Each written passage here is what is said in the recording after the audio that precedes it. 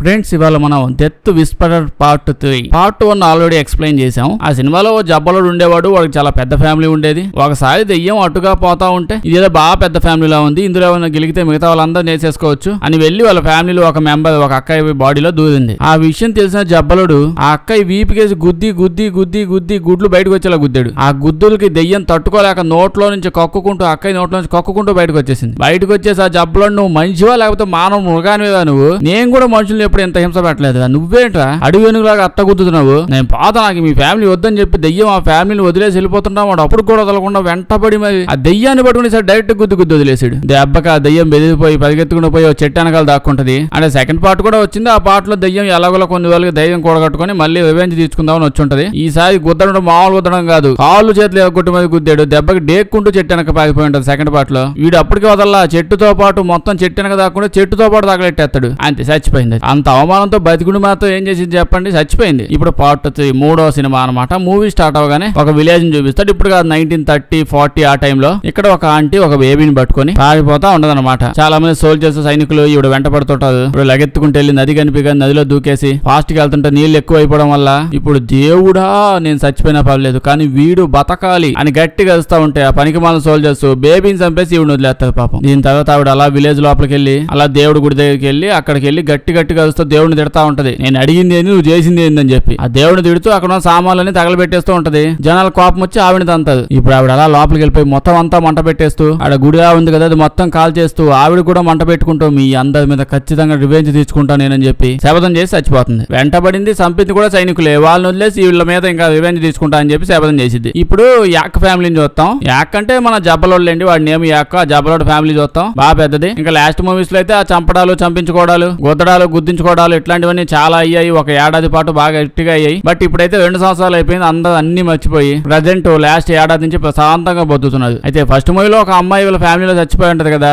జబ్బలోడు వాళ్ళ చెల్లి బాడీలోకి దెయ్యం వెళ్ళిందని చెప్పి గుద్దుకు చచ్చిపోయింది. అంటే యాక్చువల్లీ దెయ్యం వల్లే ఎక్కువ పాపం వీక్ అయిపోయి చచ్చిపోయింది లేండి. ఇప్పుడు ఇంకొక అమ్మాయి ఏమో యాడికి పెళ్లి అయిపోయింది, ప్రజెంట్ ప్రెగ్నెంట్ అయి పుట్టింటికి వచ్చింది. ఈ అమ్మాయి ఈ పాప ఇంకా వాళ్ళ అన్నదమ్ములు మొత్తం ముగ్గురు కదా, వీళ్ళు ఆడుకుంటూ ఈడెవడో వచ్చి ఒక గుద్దినట్టున్నాడు. గుద్దికి ఆ పాప పన్ను ఒకటి ఊడిపోద్ది. మొత్తం గుద్దుడు ఫ్యామిలీ అయిపోయింది. యాడు పాప వచ్చింది కదా ప్రెగ్నెంట్, వీళ్ళ ఆయన చాలా బిజీగా ఉన్నాడు, బిజినెస్ మ్యాన్ అంట. అయితే వీళ్ళందరూ మమ్మీగా ఉంది కదా, ఈవిడ ఏం చెప్పిద్ది అంటే ఈ పన్ను ఓడ పీకాడు కదా పాపది, ఆ పన్ను దేశపోయి ఇంటి మీద పడేయమని చెప్తారు. డస్ట్బిన్ లో ఇంకేడన్నా కప్పెట్టేయకుండా ఇదేంది పైన పడేయడం ఏంటంటే అది ఒక రిచువల్. వాడు అట్నే పైకి వేస్తాడు, అది పోయి ఇంటి మీద పడిద్ది. మామూలు రిచువల్ కాదు, తర్వాత తెలిసిద్దిలేండి. ఇప్పుడైతే ఫ్యామిలీ అంతా చాలా డేస్ కలిసేది. వాళ్ళ సిస్టర్ కూడా పెళ్లి అయ్యాక చాలా డేస్ కి వచ్చింది. మొత్తం ప్రేమానురాగాలు మూవీ అంతా నడుస్తా ఉంటది. ప్రేమానురాగాలు చూపించుకుంటారు. అప్పుడే జబ్బలో డాడీ ఏమంటాడంటే, ఎన్ని డేస్ అని ఇలా నీ జబ్బలు ఊరంతా చూపించుకుంటూ తిరుగుతుంటావు, ఇదేదో మిలిటరీలో జాయిన్ అవ్వచ్చు కదా అంటే వీడేదో ప్రజెంట్ నాకు అంత ఇంట్రెస్ట్ లేదు, ఫ్యామిలీతో ఉండాలనుకుంటున్నాను అని చెప్పి నెక్స్ట్ వాళ్ళ చెల్లితో మాట్లాడుతూ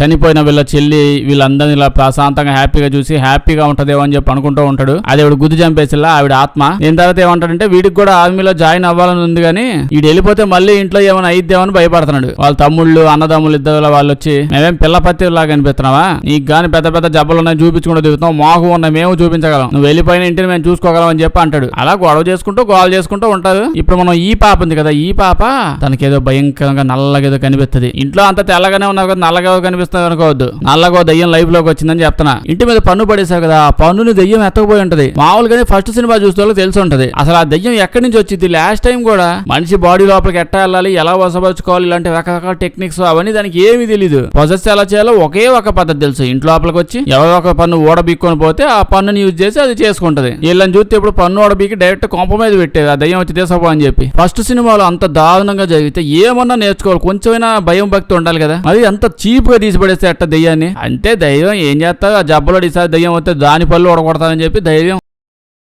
అయితే ఆ రోజు ఈ పాపకి స్కూల్లో అంతా తేడా కనిపిస్తుంది. ఈ పాప ఓడబిక్కపోయింది. ఒడ్డరు ఎవడో ఇంటికి వెళ్దామంటే మా అన్నయ్య వస్తాడని చెప్పి పంపించేసిద్ది. అలా తను నుంచో ఉంటే వెనకాల ఒక నల్ల దయ్యం ఏదో నుంచో ఉన్నట్టు చూస్తాం. పాప కూడా చూసి భయపడిపోయి వెంటనే వెళ్ళిపోదాం అనుకుంటది. స్కూల్లో తలుపులన్నీ ఆటోమేటిక్ గా ఓపెన్ అయిపోతా ఉంటాయి. మెయిన్ ఎంట్రన్స్ దాకా వచ్చేసింది కానీ అది కూడా క్లోజ్ అయిపోద్ది. ఇప్పుడు బయట దూరంగా మళ్ళీ ఆ నల్ల దయ్యం కనిపిస్తుంది. పాప గట్టిగా ఇస్తూ అటు ఇటు తిరుగుతా ఉంటది. అయితే ఏమైంది, జబ్బల వాళ్ళంతా వచ్చి అన్నదమ్ములు వచ్చేసి ఉంటారు. జబ్బలోడు పాప అదుపులు సౌండ్లు వినగానే పరిగెత్తుకుంటూ వస్తాడు. దయ్యం గేట్లు వేసేసింది కదా, ఒక్క లాగి లాగి దాన్ని ఓపెన్ చేసేస్తాడు. వచ్చి రూమ్ లో చూసేసి ఉంటాడు. అంటే దెయ్యం పాప పీక పట్టుకుని పిసికేస్తుంది. అయితే భయం లేదు, బాధ లేదు, ఏం లేదు, జస్ట్ కోపం ఒకటే ఉంది. జబ్బలోడు ఎందుకు భయపడతాడు? ఆ దెయ్యమే భయపడిపోయి బాక్స్ లాంటి ఒక అద్దం వెనకాల దాక్కుని పోయి ఉంటుంది. అన్నదమ్ములు హెల్ప్ చేయడానికి వస్తాడు. ఈ గాడు వీళ్ళిద్దరు ఆపేస్తాడు. మధ్యలో ఈడు దోలేంటో అంటే దెయ్యం వెళ్ళి వీడిని పొజెస్ చేసింది, అందుకే ఆపేస్తాడు ఈడల్ని. జబ్బలోడికి ఉల్లు మండి ఒక్క గుద్దుగానే అద్దం పగిలిపోద్ది. పాపని విడిపించే టయానికి అదైతే అక్కడ లేదు, దెయ్యం అప్పుడు పారిపోయింది. అక్కడే ఉంటే ఈసారి ఈపు కేసు గుద్దుతాడు ఈడని చెప్పి బాగా తెలుసు. తన్నించుకోవడం కంటే వెళ్ళిపోవడం బెస్ట్ అని చెప్పి పోతా పాపను పొజెస్ చేసేసి ఉంటది. ఈ పాప నాకు అర్థమై సావట్లా. ఫస్ట్ సినిమా, సెకండ్ సినిమా, ఇప్పుడు ఈ సినిమా, ప్రతి సినిమాలోను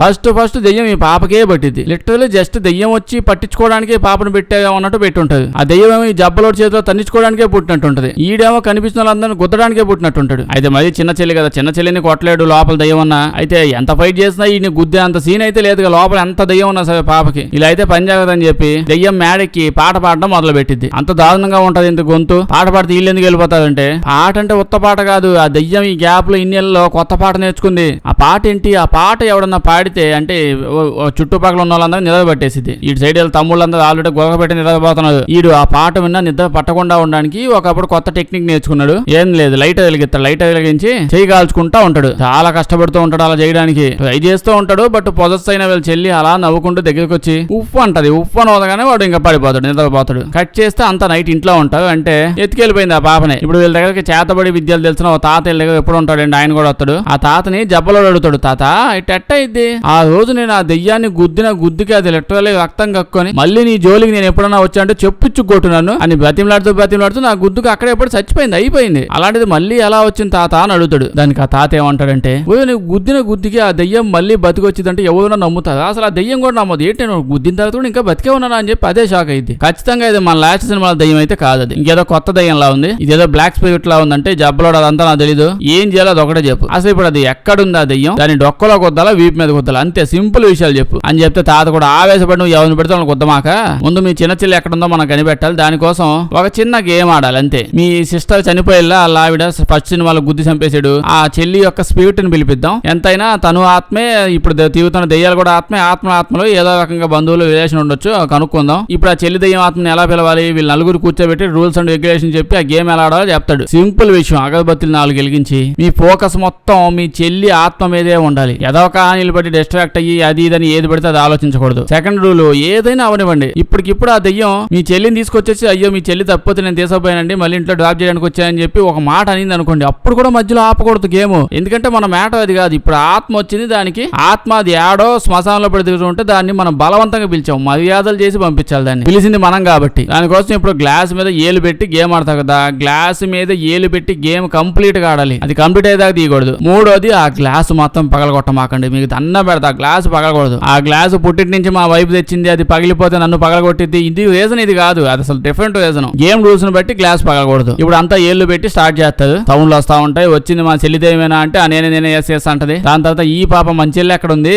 ఆన్సర్ చెప్పంటే అడ్రస్ చెప్పిద్ది. ఒక్కొక్క లెటర్ మీద అడ్రస్ ఒక్కోటి చెప్తూ తిప్పతనే ఉంటది ఏళ్ళంతా. ఆ ప్లేస్ నేమో పోంగు సనోత సినామియా.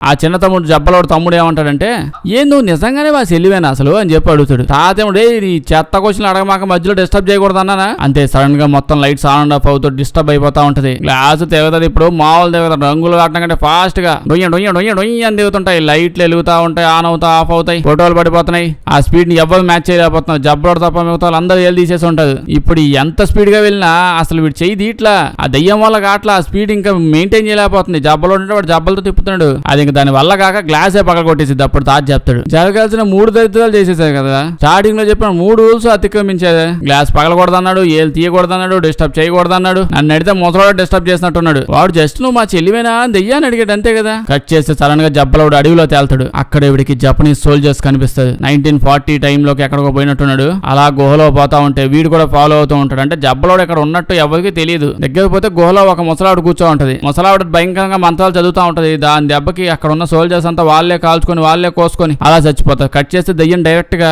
వీడు ముందుకు వచ్చేసి నువ్వు మీ చెల్లిని చూద్దాం అనుకుంటున్నావా అయితే గుహ దగ్గర అని అలా ఏదో చెప్పగానే వీడికి ఫిట్స్ వచ్చేస్తుంది. ఒరిజినల్ లైఫ్ లో కూడా ఫిట్స్ వచ్చేస్తా ఉంటది. తాతేవో మంత్రాలు చెప్పి నార్మల్ చేసేస్తాడు. జబ్బలోడు తెలిసిందే కదా పోంగ సానవుతాం ఇయా అని చెప్పి ఏదో ప్లేస్ చెప్పి ఇలా దయ్యం అక్కడికి వెళ్ళడానికి రెడీ అయిపోతాడు. వీళ్ళ డాడీ ఏమో నేను కూడా వస్తా అంటాడు. చిన్నప్పుడు ఇట్టే 100 సార్లు అడిగా నేను కూడా వస్తా అని చెప్పి నన్ను ఎప్పుడైనా తీసుకెళ్ళేది అడగన్నా. సో నేను కూడా ఇప్పుడు మిమ్మల్ని తీసుకుపోను. ఇప్పుడు నేను చెప్పినట్టే చేయాలి. ఇప్పుడు వెళ్ళేది నేను ఒక్కడనే నాతో పాటు తాతను కూడా ఎత్తపోతా అంటాడు. వీళ్ళిద్దరు పోతూ ఉంటే జబ్బలోడు అడుగుతాడు ఆ నేమేంటి ఆ ప్లేస్ నేమ్ కాల్ సమోతం ఇంగం ఏదో అన్నది. ఇది చాలా వింతగా ఉందని కానీ ఇతను చెప్తాడు ఇక్కడ అన్ని స్పిరిట్స్ దెయ్యాలు ఆత్మలు భూతాలు ఇవే ఉంటాయి. మనం వెళ్తున్న ప్లేస్ మామూలు ప్లేస్ కదా, చాలా డార్క్ దెయ్యాలు భూతాలు తిష్ట వేసిన ప్లేస్. ఇక్కడికి ఎవ్వగలదు. అప్పుడప్పుడు మిలిటరీ పోలీసులు వీళ్ళని గవర్నమెంట్ లోపల పంపిస్తూ ఉంటది. అయితే వాళ్ళు చచ్చిపోతారు లేకపోతే పిచ్చోళ్ళు వస్తుంటారు. అయినా గవర్నమెంట్ అలా పంపిస్తూనే ఉంటది. ఇట్ట నలుగురికైనా అయితే అప్పుడే జనాలు రాకుండా ఉంటదని. జపాన్ లో ఈ ప్లేస్ మొత్తం ఆక్రమించినప్పుడు అప్పుడు దాకా ఇదంతా బేసిక్ నార్మల్ ఊరులాగా మామూలు ప్లేస్ లాగా ఉండేది. జపాన్ ఇప్పుడు వాళ్ళందరినీ ఖైదీల్లా చేసేసి ఏదో పనులు చేయించడానికి అటు ఇటు తిప్పడానికి ట్రై చేసేవాళ్ళు. చాలా మంది జనాలు వెళ్ళి ఆ గోలో దాక్కున్నారు. బట్ దాక్కున్న వాళ్ళంతా అక్కడే చచ్చిపోయారు. ఇలా ఏదో చెప్తాడు. కొంచెం ముందుకెళ్ళాక నది వచ్చింది. ఆ నది దాటి బయటకు వెళ్ళాలి. సో బండి అక్కడే ఆపేస్తారు. దిగుతా ఉంటే లోపల నుంచి ఏవో సౌండ్స్ వస్తున్నాయి. ఏంటా అని చూస్తే వాళ్ళ తమ్ముళ్ళు. జబ్బలోడు ఇప్పుడు ఎంత తిట్టినా వీళ్ళేమో నాగుతారు ఏంది ఇంకా డైలాగులు వేస్ట్ పద అంటే సరే ఇంకా పదని పోతారు. ఇంకో పక్క బుడ్డ పాపని చూస్తే సేమ్ ఆ గుహలో కనిపిస్తుంది. అక్కడ అన్ని మనుషుల ఎముకలు కనిపిస్తే భయపడిపోయి బయటకు పరిగెత్తుకుంటూ వెళ్ళిపోయింది. వీళ్ళని చూస్తే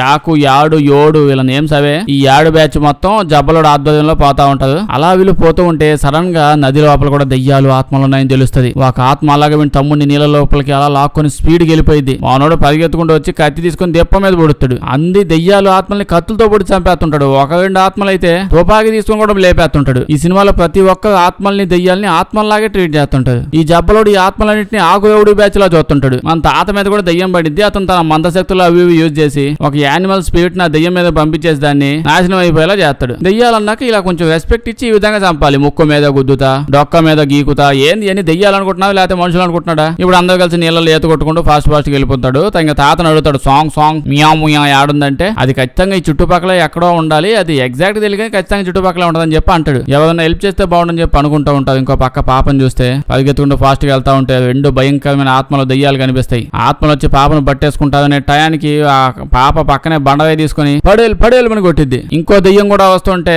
చేతిలో బండరాయి లేదని చెప్పి దాని చేయి కొరికేస్తుంది. జబ్బలోడు చెల్లి అనిపించుకుంది లాస్ట్ కి. అయితే ఈ పాప అదుపుని జబ్బలోడు వినేసి ఉంటాడు. అలా పరిగెత్తుకుంటూ ఇటు అటు పోతా ఉంటే జబ్బలోడు వచ్చి ఇంకా చూసేస్తాడు. పాపను పట్టుకుంటాడు. కానీ పాపను చాలా గట్టిగా పట్టుకుంటూ ఉంటాడు. పాపకి ఏం అర్థం కాదు. ఎవడు అసలు నువ్వు మా అన్న కాదు కదా నువ్వు నిజం చెప్పదా అంటే ఇడేమో నేనే పాప నేనే అంటుంటే పాప ఇటు నుంచి రాయి తీసుకుని అటు నుంచి చక్క తీసుకుని పొడి చేస్తుంటే అప్పుడు ఇటు తెలిసిపోయిందా అని అంటాడు. పాప మళ్ళీ వెనక్కి పరిగెత్తుకుంటూ పారిపోతే అలా గుహ లోపలికి వెళ్ళిపోద్ది. ఇప్పుడు ఏదో లోపల నుంచి బ్లాక్ స్పిరిట్ లాంటిది వచ్చి పాపను లాక్కొని వెళ్ళిపోద్ది. వీళ్ళు ఇలా అడవిలో పడి తిరుగుతా ఉంటే అక్కడ ఏదో విలేజ్ కనిపించింది. ఆ ట్రైబల్ పీపుల్ ని ఆ ప్లేస్ ఎక్కడుంది అడిగితే వాళ్ళంతా భయపడిపోయి వెళ్ళిపోతూ ఉంటారు. అప్పుడే అక్కడికి అక్క తమ్ముళ్ళు వస్తుంది. ఆ తమ్ముడు వీళ్ళ అక్క చెప్దాం అనుకుంటే వీళ్ళ తమ్ముడు ఏమో వద్దక్క అక్క వద్దక్క ప్లీజ్ అక్క చెప్పదక్క అంటే వీడి అక్క ఏమో వద్దేం తమ్ముడు ఆగు తమ్ముడు ఎందుకు ఆవేశం నేను మాట్లాడతాను కదా అని చెప్పి ఆ ప్లేస్ గురించి చెప్పడానికి తీసుకెళ్తుంటది. చెప్తూ ఉంటది చాలా భయంకరమైన ప్లేస్ అక్కడికి వెళ్ళకూడదు నువ్వు వెళ్ళినా చచ్చిపోతావు మీ చెల్లి కూడా చచ్చిపోయి ఉంటది మేము వెళ్ళినా చచ్చిపోతాం అవి చెప్తుంటే వీడేమో ఎందుకు ఈ అదో ఐపులు ఆ ప్లేస్ మీద లోపల ఏమో మైనింగ్ చేస్తున్నా ఏంది ఈ ఐపులన్నీ ఇచ్చేసి జనాల అటు సైడ్ వెళ్ళనీయకుండా చేసి ఏం జరిగింది అసలు ముందు మ్యాటర్ మాకు చెప్పండి అని చెప్తే చెప్పిద్ది. ఎన్నో ఏళ్ల క్రితం ఒక నల్లాత్మ వచ్చి మా విలేజ్ మీద పడింది. ఆ నల్లాత్మ లిటరల్లీ యంగ్స్టర్స్ అందరినీ చంపడం స్టార్ట్ చేసిందంట. సో నల్లాత్మ అంటే గబ్బు పనులు చేస్తుందని చెప్పి ఒక మాంకుని తీసుకొచ్చారు. ఆ మాంకుని తీసుకొచ్చి చాలా కష్టపడి ఆ బ్లాక్ స్పిరిట్ నల్లాత్మని ఎట్టగైనా పట్టేసి ఇప్పుడు అదే నల్లాత్మని ఒక కాఫీన్ లో పట్టేసి శవపేట డబ్బాలండి ఆ డబ్బాలో పడేసి మేకులేసి కొట్టేసి అడవిలో ఎవరు ఇంక ఉండమాకని చెప్పి వెళ్ళిపోయాడు.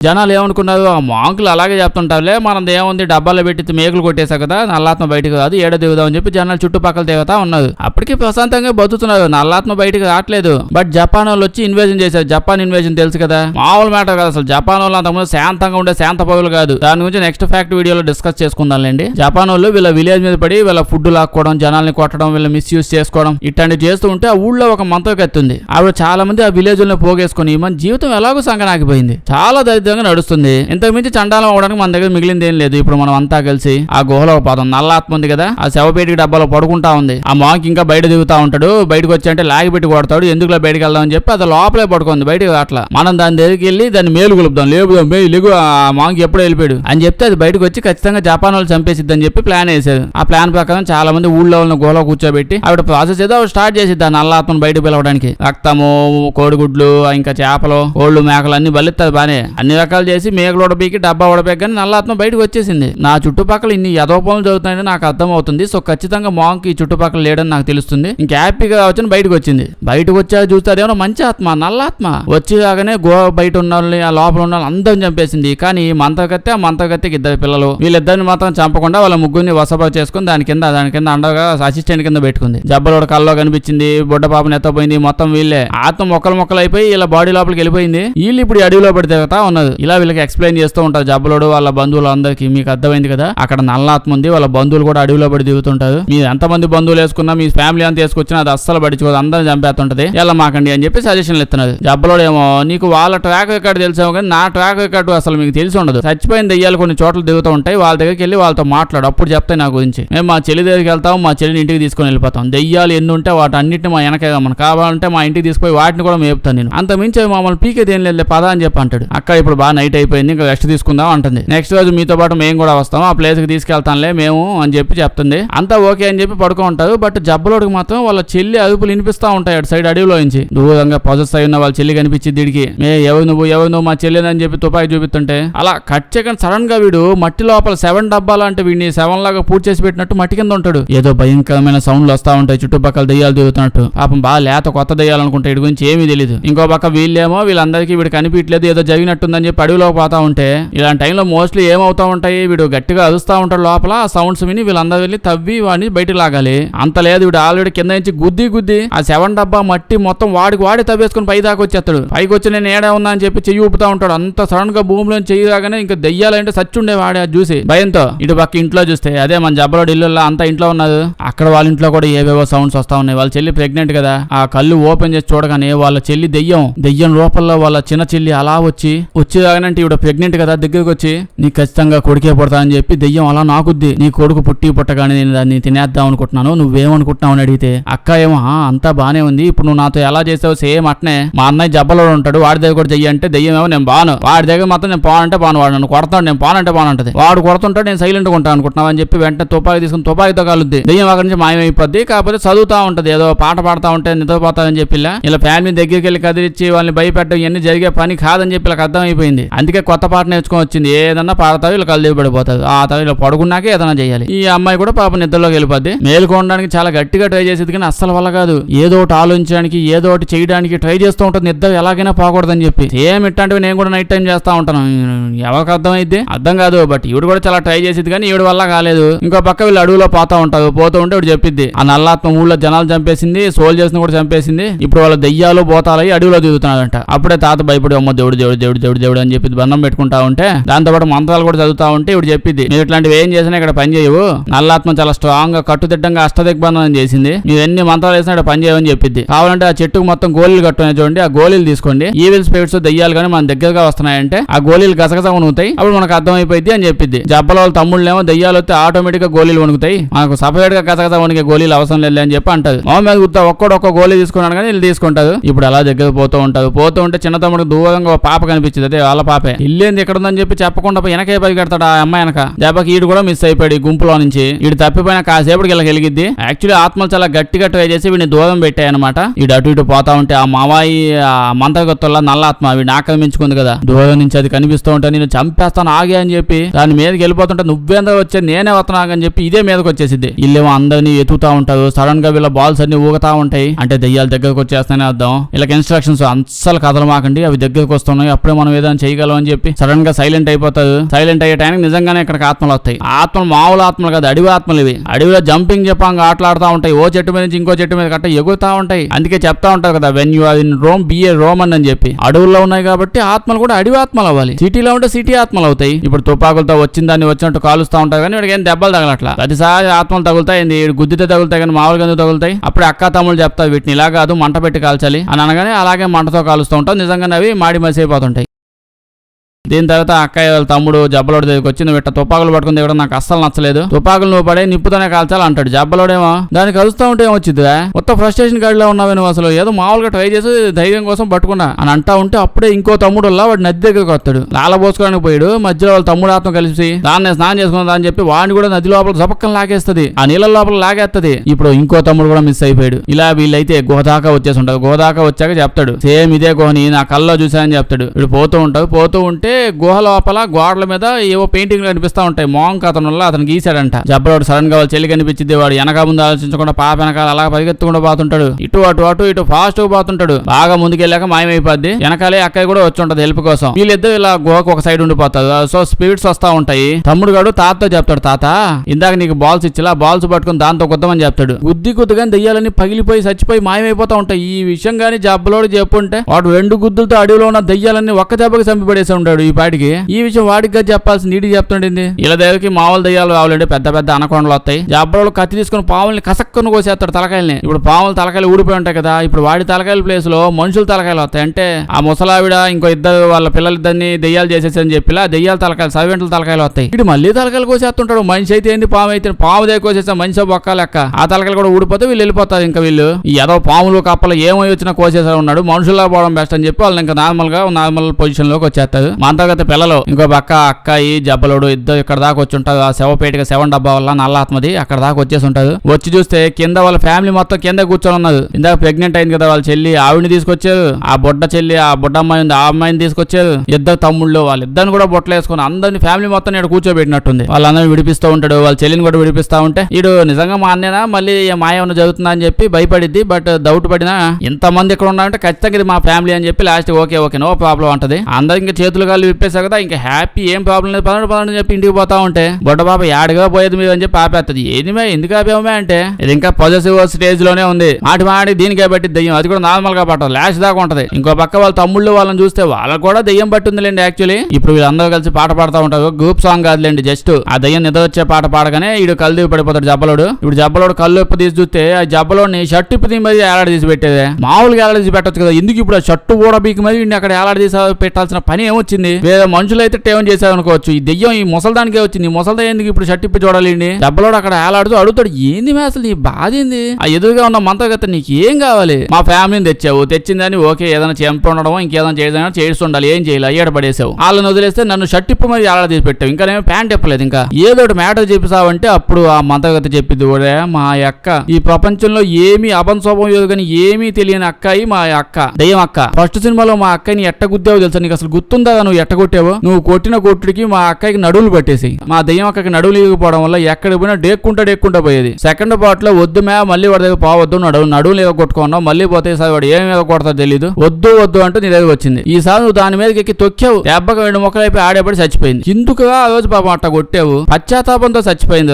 ఇప్పుడు మా అక్కని నేను మళ్ళీ రప్పిస్తా, అందుకే ఇదంతా చేశానంటది. సో మొత్తం మీద ఫస్ట్ పార్ట్ లో వచ్చిన మెయిన్ దెయ్యమో ఆ మెయిన్ దెయ్యాన్ని మళ్ళీ ఎలాగైనా పుట్టిద్దామని చెప్పి ఈవిడ వచ్చింది. ఆ చచ్చిపోయిన దెయ్యం యొక్క చెల్లి అనమాట ఈ మంత్రగత్తి ఈవిడ. అయితే పని స్టార్ట్ చేసే ముందు మా అక్కయ్య గురించి నీకు 2 విషయాలు చెప్పాలి. తనకి 2 విషయాలు నచ్చదు. ఒకటి యుద్ధము, ఇంకోటి ప్రేమ. యుద్ధాల వల్ల జనాలు పిల్లలు చచ్చిపోతా ఉంటారు, దాని వల్ల మా అక్కయ్య దెయ్యం అయిపోయింది, అందుకే యుద్ధం నచ్చదు. రెండోది ప్రేమ వల్ల మా అక్కయ్యకి అంత నష్టమే జరిగిందంటే ఎప్పుడు ఏడుస్తా ఉంటది దాన్ని ప్రేమ కానీ చెప్పి, అందుకే అది నచ్చదని చెప్పింది. సో ఈ 2 మా అక్కయ్యకి నచ్చదు అని చెప్పింది. వీడేమో ఏందమ్మా ఇప్పుడు క్లైమాక్స్ రాగానే డైలాగ్ లేద్దాం అనుకుంటున్నావు నువ్వు. కోర్ట్ డైరెక్ట్ వెళ్ళిపోయి మీ అక్క దగ్గర పోయి పడతావు. ఏదో ప్లాన్ వేసుకొని చచ్చావుగా, ఏదో చెయ్యాలనుకున్నావుగా, మీ అక్కను తప్పించాలనుకున్నావుగా, అది చేస్తావు. ఇప్పుడు ఏంది నాకు ఈ కహాని సర్టిఫికేట్ నుంచోబెట్టి నాకు ఒళ్ళు మండి నేను గోడకేసి గుద్దేలోపు నీ పని ఏదో నువ్వు చేసుకుంటే బెస్ట్, ఇప్పుడు నువ్వు వెళ్ళిపోయే నుంచి అర్జెంట్ గా అని చెప్పి అంటాడు. అయితే ఇప్పుడు ఈవిడ వాళ్ళ అక్కని పిలిపించా అంటే మొత్తం 3 పనులు చేయాలి. ఎంతకాదని ఇప్పుడు వచ్చేది వాళ్ళ అక్క ఆత్మ కదా, ఆత్మని ఎవరో ఒక బాడీలో పంపించాలి. సో బుడ్డపాప బాడీ తెచ్చుకుంది. ఎందుకు అనుకుంటున్నా? బుడ్డపాపని తెచ్చింది బుడ్డపాప బాడీ లోపలికి వీళ్ళ అక్క ఆత్మను పంపించడానికి. సెకండ్ ఏంటి?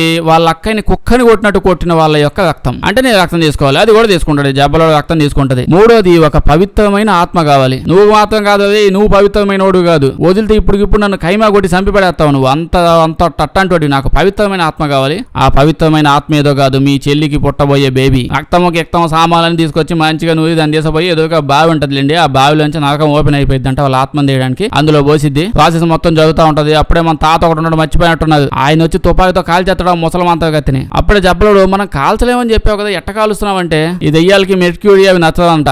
ఈ మాంకు తాతల్లా నల్లాత్మను కాఫీలో 7 డబ్బాలో పడేసేటప్పుడు అంత మెర్క్యూరీ లిక్విడ్ పోసి పెట్టాడంట. దాని వల్ల దెయ్యానికి ఆ లిక్విడ్ తగిలితేమంట, దానివల్ల అది పూసిన బుల్లెట్లతో కత్తులతో కాలుతున్నాను పొడుతున్నా అంటాడు. జబ్బలోడు అప్పుడే అవునా అయితే నాకు కూడా చేతిలో కొంచెం మెర్క్యూరీ పోయి అంటే తాత ఎందుకని అడుగుతాడు. వాళ్ళని కొట్టడానికంటే తాతేమో నీకు మెర్క్యూరీ అల్లం చట్నీ పుదీనా పచ్చడి ఇవన్నీ అవసరం లేదు బాబు, నువ్వు పోయి మామూలుగా గుద్దు అప్పుడు కూడా పోతాంటే అవును అని చెప్పి వెళ్ళి గుద్దుతాడు. ఇటు గుద్దుతాడు, గుద్దుకి చచ్చిపోతుంటారు దెయ్యాలని ఆడ. ఇంకో పక్క చూస్తే వీళ్ళ చెల్లుల్లా ఆవిడకి డెలివరీ కూడా అయిపోతుంది. బొడ్డ బేబీ అంటే ఫ్రెష్ ఆత్మ కూడా పుట్టేసింది. అదే మంచిలేండి, మంచి ఆత్మ ఆ దెయ్యాన్ని దొరికేసింది. సో ఇప్పుడైతే ఇంకా చూసుకోగానే ఆ మంత్రగత్తె సినిమా స్టార్టింగ్ నుంచి నానా కష్టాలు పడి కింద పడి మీద పడి దయ్యాల్ని మేలుగొల్పి ఇచ్చేసి లాస్ట్ కి వాళ్ళ అక్కాయిని అదే ఫస్ట్ సినిమాలో మన జబ్బలోడు గుద్ది చంపేశాడే ఆ దయ్యం ఆత్మని నరకం లోపల నుంచి మళ్ళీ బయట తీసుకొచ్చింది మంత్రగత్తె చెల్లి. అది బయటకు రాగానే చాలా భయంకరంగా మొత్తం ఫుల్ శక్తులతో చుట్టుపక్కల అందరం చూసి మన జబ్బలోని చూడగానే నువ్వేం చేస్తున్నావు ఇక్కడికి ఎందుకు తీసుకొచ్చావు నువ్వు? వాడు గుద్దులకి ఇంకా నాకు నడు నొప్పే తగ్గలేదు. నాకు నేను పోతా ఇంకా నా వల్ల కాదని చెప్పి వెళ్ళిపోతుంటే జబ్బలోడు ఆగడు. ఎక్కడికే పోతావు నువ్వు? నేనేమన్నా తెక్కలోలా కనిపిస్తావు? మా ఫ్యామిలీ తెక్కలా ఉందా? మాటికి వస్తావు, గెలుగుతున్నావు, ఏదో చేస్తున్నావు. నువ్వు కాకుండా మీ చెల్లి చేతి గెలిగించావు. దాన్ని గోడకేసి గుద్దుతా ఉంటాడు ఆ దెయ్యాన్ని. దాని తర్వాత లిటరల్లీ గాల్లో ఎగరేస్తా ఉంటాడు దాన్ని. దాని తర్వాత దాన్ని బొచ్చు పట్టుకొని తుపాకీతో కాల్ చేస్తాడు. ఆ దెయ్యం అప్పటికి కింద పడి పాపం పాక్కుంటా డేక్కుంటా నన్ను వదిలేదా జబ్బలోడు, నీకు దండం పెడతాను, నాకు మా చెల్లికి సంబంధమే లేదు, నేను అసలు కావాలని రాలేదు. లిటరల్లీ ఆ దొంగ మొకంది మా చెల్లి. అదేదో కొత్తగా మంత్రశక్తి లేవు నేర్చుకున్నట్టుంది. ప్రాక్టీస్ చేయడానికి ఆత్మను పిలిపిస్తా, అది పిలిపిస్తా, ఇది పిలిపిస్తా అని. వాళ్ళకి ఇద్దరు కూతుళ్ళు ఉన్నది, వాటికి పెళ్లి కూడా చేస్తాను, చూసి వెళ్ళిపోమని చెప్పి ఏదో ఇన్విటేషన్ కార్డు ఇస్తే అందుకు ఊరకొచ్చా. నాకేం తెలుసా వచ్చేదాకా నువ్వు దెయ్యం వాళ్ళ నా ముందు నుంచి ఉంటావని. నువ్వు ఉన్నావని తెలిస్తే అసలు ఇక్కడికి వచ్చేదానికి అసలు భూమి మీదగా మళ్ళీ వచ్చాను కదా, నీకు దండం పెడతాను వదిలేదా అని ఎంత బతిమలాడుతున్నా. అసలు ఇటు ఒప్పుకుంటాడా? జబ్బలోడు ఒప్పుకునే ఛాన్సే లేదు. నా మానా నేను సైలెంట్ గా ఉంటే నువ్వు నీ చెల్లి కలిసి నన్ను గెలిగారు కదా, ఆగి నీ పని చెప్తా అని డైరెక్ట్ గా ఇప్పుడు పట్టుకొని నరకంలోకి తోసేస్తాను. ఎగ్గి నరకం ఆ బావిలో తోసుకొని పోతా ఉంటాడు. దాన్ని గుద్దుతో తీసపోతుంటాడు నరకం లోపలికి.